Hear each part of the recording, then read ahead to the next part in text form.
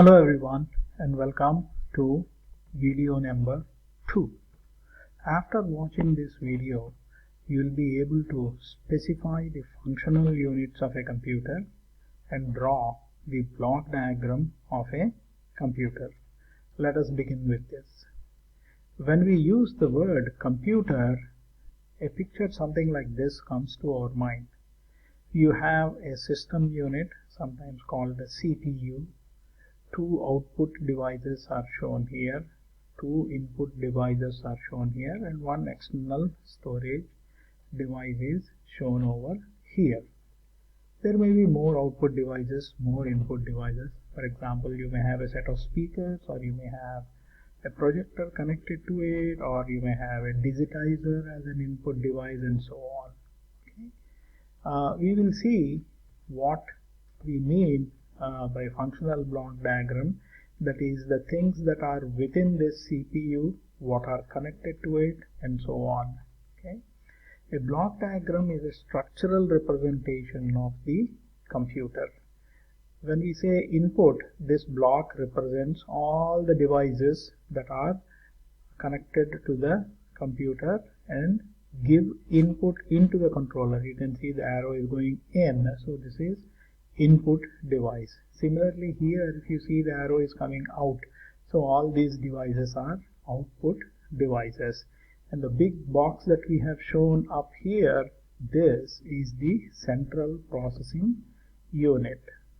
Okay, this central processing unit consists of three sub blocks: control unit, arithmetic logic unit, and main memory. You may have auxiliary memory outside of the CPU. Okay, these primary memory, auxiliary memory put together called memory unit.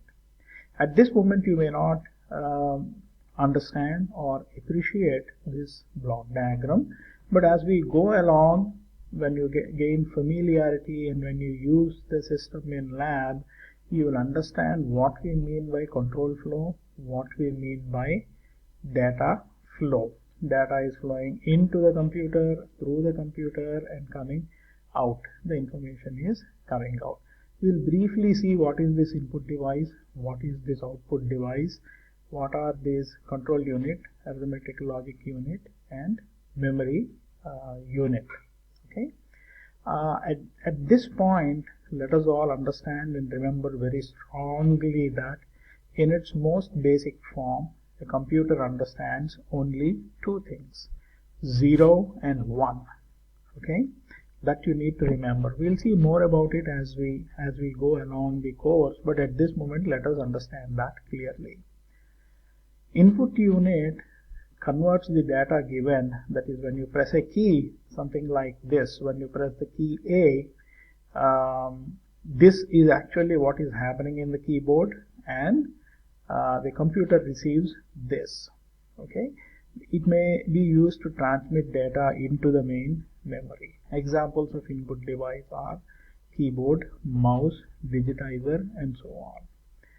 The output devices perform two functions: convert the data from main memory into a human readable form. Examples are monitor, printer, projector, audio devices, and so on. Again, at this point, let me point out, if you do not understand completely, don't worry. Just write down, remember as much as you can remember, and go along. At some later point, come back and watch this again, or during the lecture you can ask it. The control unit is similar to a supervisor. It receives instructions, decodes, transmits, and interacts. Arithmetic and logic unit, they perform addition, subtraction, and OR, and so on. It interacts with main memory. Memory unit holds the data and instructions and transmits them when they are needed. There are two types of memory: primary and secondary. Primary memory is small and temporary, is lost when you switch off the computer.